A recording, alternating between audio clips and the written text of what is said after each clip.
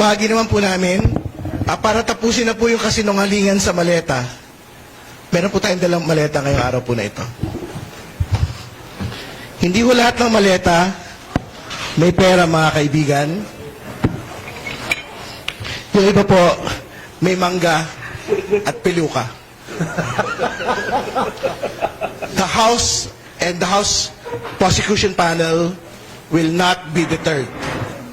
Hindi ho kami magpapapigil sa mga kasinungalingan at mga fabricated testimonies po na kung sino man.